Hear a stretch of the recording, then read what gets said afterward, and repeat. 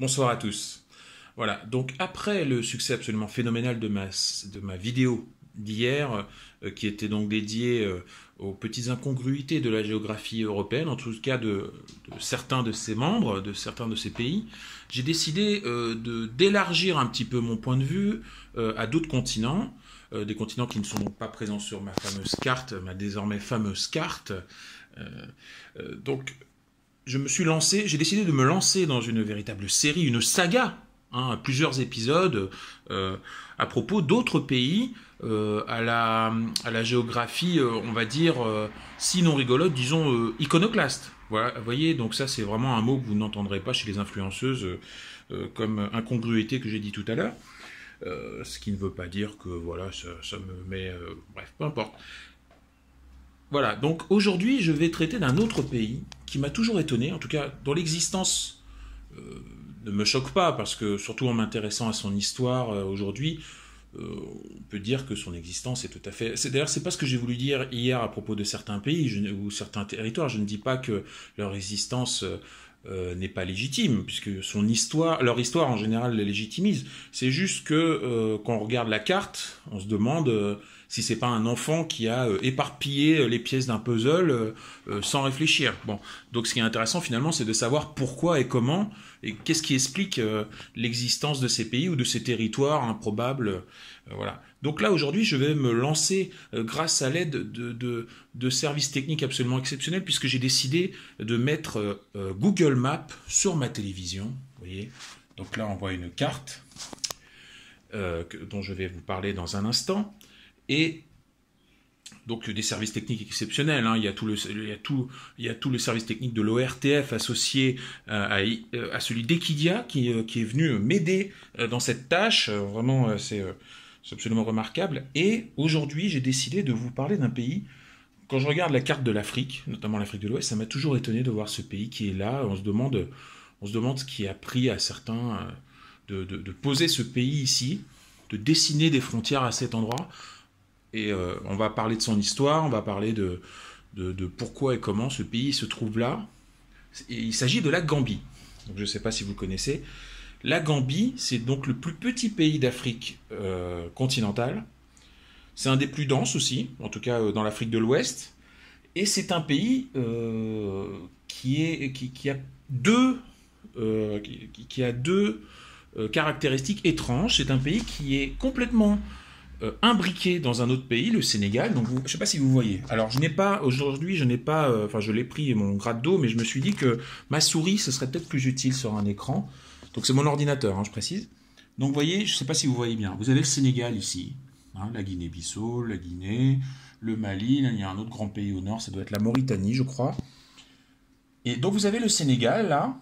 Je ne sais pas si vous voyez bien, le Sénégal ici. Et là, vous avez un espèce de petit lombric comme ça, qui s'appelle la Gambie. Voilà, avec Banjul, là, ici, c'est la capitale. Et donc, on se demande ce qu'il fait là. Voilà. Et donc, ça, c'est la première bizarrerie de ce pays, c'est le fait qu'il a une frontière avec un seul pays. Ça peut arriver. Vous avez le Portugal, par exemple. Vous avez plein de pays qui n'ont qu'une frontière avec un seul pays. Le Portugal est imbriqué aussi dans l'Espagne.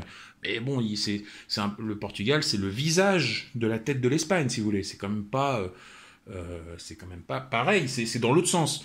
Le truc là, c'est que c'est dans ce sens-là, il s'enfonce un peu comme une aiguille, vous voyez, ou autre chose, dans le Sénégal, littéralement.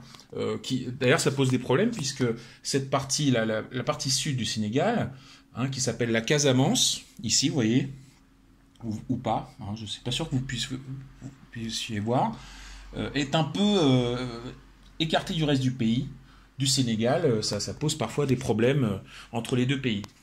Alors, je me suis un petit peu intéressé à l'histoire de la Gambie et son existence est tout à fait logique.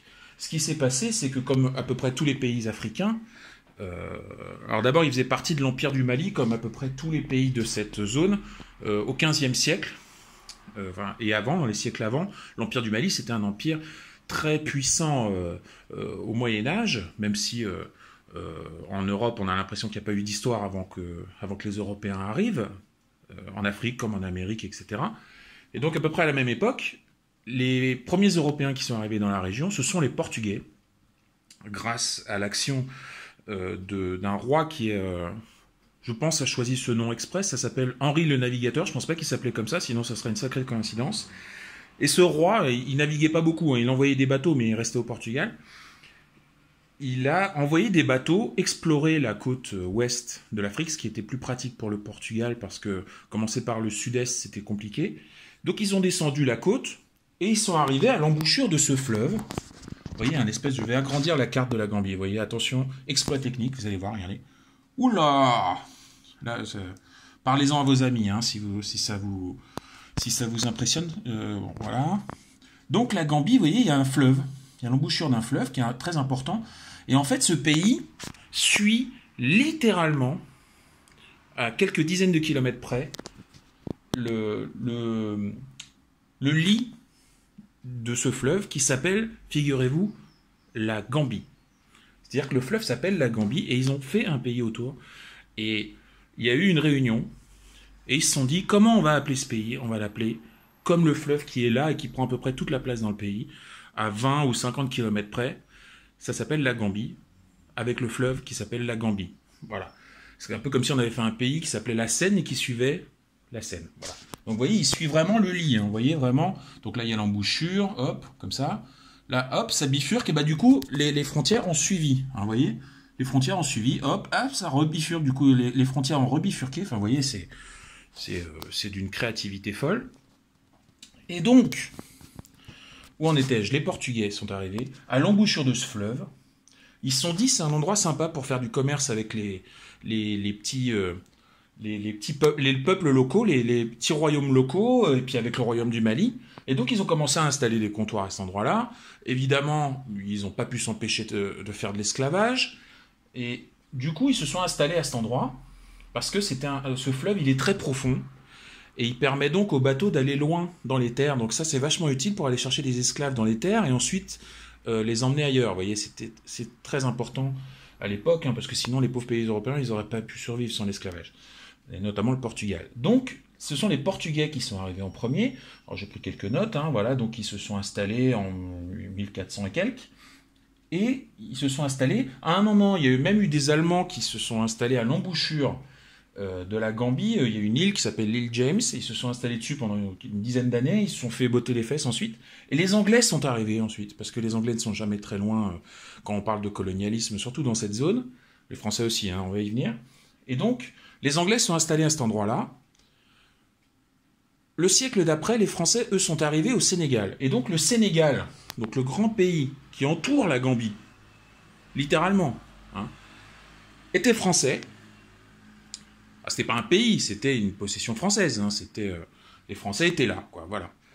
Et les rives du fleuve Gambie, par contre, étaient aux mains des Anglais. Donc évidemment, il y a eu beaucoup de guerres, les territoires passaient d'une main à l'autre régulièrement. Au final, ce qui s'est passé, c'est que les Anglais ont pu rester sur les rives du fleuve Gambie, et les Français sont restés au Sénégal, sauf pendant la Révolution. Les Anglais ont viré les Français à ce moment-là, puis les Français sont revenus, et voilà. Et c'est resté comme ça jusqu'au XXe siècle, et jusqu'à la période où tous les pays africains ont décidé, ou ont réussi en tout cas, à prendre enfin leur indépendance par rapport aux Européens qui possédaient à peu près toute l'Afrique. Et pour la Gambie, ça date de 1965. Et à ce moment-là, ce qui s'est passé, c'est qu'il y a eu d'abord un Premier ministre, puis un président en 1970. Et ce qui est intéressant avec la Gambie aussi, enfin relativement intéressant, c'est que, donc 65, ça veut dire que le pays a 55 ans. En 55 ans, il y a eu 3 chefs d'État. Voilà. Donc c'est pas très très compliqué. C'est comme dans beaucoup de pays, c'est un dictateur qui succède à un dictateur. Je suis mauvaise langue, le premier chef d'État a été réélu 5 fois dans des conditions a priori, en tout cas d'après ce que Wikipédia nous dit, a été réélu démocratiquement. Bon, c'est ce qu'ils disent. Il y a eu, voilà, a priori, ils ont rien vu de louche là-dedans. Donc la Gambie, le premier président a été réélu 5 fois. Quand il a été élu la première fois, c'était en 1970. Donc le général de Gaulle venait de mourir, et quand il a été enlevé du pouvoir, évidemment suite à un coup d'État, c'était en 1994. Donc là, c'était la fin du deuxième septennat de François Mitterrand. Voilà, donc vous imaginez l'écart Voilà. Et puis ensuite, le deuxième, il est resté 22 ans. Donc, pour être honnête, j'ai pas noté les noms, hein. Ils étaient un peu compliqués. Le deuxième, il est resté jusqu'en 2006. Et donc, lui, par contre, il était beaucoup moins démocratique.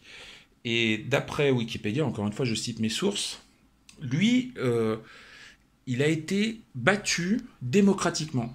C'est-à-dire qu'il a oublié de truquer les élections, on imagine un truc comme ça, il s'est dit merde, j'ai oublié de valider mon passe dictateur, et du coup il s'est retrouvé là, il a perdu une élection. Ça arrive rarement dans beaucoup de pays africains, et là il s'est dit merde, bah, du coup non, je vais contester, donc pendant quelques années il y a eu des tensions parce qu'il ne voulait pas lâcher le pouvoir, et du coup le Sénégal a dû intervenir, etc. Et donc depuis c'est un autre président, depuis 2006, ce qui fait quand même 14 ans. Hein. Bon voilà. Et on peut se demander, effectivement, quand on voit donc il y a une explication pour l'existence de la Gambie, c'est-à-dire qu'il y a une frontière qui date de l'époque coloniale, c'est-à-dire que le Sénégal était français et la Gambie était anglaise, donc forcément, il n'y avait pas de mélange, il y avait une vraie frontière, et donc quand les deux pays ont pris leur indépendance, bah, logiquement, les deux pays ont conservé leurs frontières. Ils ont essayé, parce que c'est vrai que c'est quand même étrange. Bon, la Gambie est de langue plutôt anglaise, même s'il y a une influence française forcément. Le Sénégal est de langue française. Mais à part ça, ils se sont dit à un moment, en fait le Sénégal, ça les emmerde, la Gambie. Logiquement, c'est un peu comme s'ils avaient une épine dans le pied, ou ailleurs, mais j'ose pas le dire parce qu'il y a ma maman qui regarde. Mais bon, voilà, c'est de l'autre côté. Et du coup, en fait, ça les embête pour, je vous l'ai dit, pour la Casamance, qui est ici, la région sud du Sénégal, qui est ici. Vous voyez, je vais la montrer avec mon gratte d'eau. Hein, voilà. Donc, c'est ici. Voilà.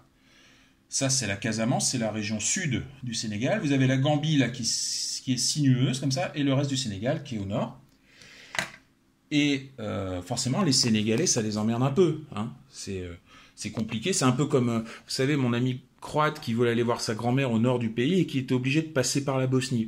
Bah là, c'est pareil. Vous imaginez bien que celui qui habite ici, au Sénégal, pour aller là, alors bon, il peut prendre le bateau, machin. Bon, c'est pas très long, hein, parce que la Gambie, les frontières de la Gambie ne sont jamais à plus de 50 km et parfois à moins de 20 km du fleuve. Donc, c'est pas très... en gros, il y a 80 ou 100 km maximum d'une frontière à l'autre, donc c'est pas très grand. Mais bon, c'est quand même un peu emmerdant, et économiquement, ça les embête, le Sénégal. Et donc, ils ont essayé, pas de les envahir, hein, il n'y a pas eu de... Ils sont gentils quand même, les Sénégalais, on les aime bien. Ils n'ont pas réussi, ils n'ont pas cherché à envahir la Gambie, par contre, ils ont proposé à la Gambie de s'allier et de créer tout simplement une alliance, un pays commun, dans les années 80, pendant 8 ans, de 81 à 89, je crois. Ils ont créé la Sénégambie. Parce qu'ils sont très forts pour les noms, hein, comme pour la Gambie. Ils se sont dit, c'est marrant parce qu'il y a un G dans les deux pays, on va les allier. Donc on va faire Sénégal, Gambie, on va faire Sénégambie. Ça a dû faire une réunion qui a dû durer à peu près 15-20 minutes, à peu près. Et bon, au final, ils se sont rendus compte qu'ils ne s'entendaient pas si bien que ça.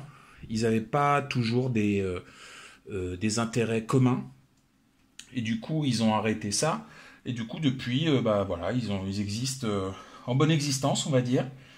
Mais bon, c'est vrai qu'un pays qui suit le cours d'un fleuve et qui est complètement imbriqué dans un autre pays beaucoup plus puissant, ça reste étonnant. Même s'il y a une explication historique normale, logique, mais c'est quand même étonnant. Tu dis, on a l'impression vraiment qu'il y a un enfant qui a décidé comme ça sur la carte de ah bah tiens, il y a un truc comme ça, on va faire comme ça. Bon, c'est assez rigolo. Voilà, je crois que j'ai tout dit à propos de l'histoire et de la géographie gambienne. Après, je ne vais pas vous sortir des trucs sur la population ou sur le PIB, tout ça. Je pense que je ne suis pas sûr que ça vous intéresse énormément.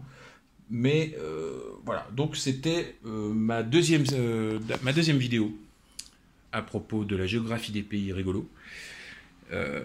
Et maintenant, je vais vous laisser profiter de votre soirée, de ce samedi. On est samedi ? Les samedis ? Je demande aux gens de l'ORTF pour savoir. On est bien samedi ? Oui, on est samedi.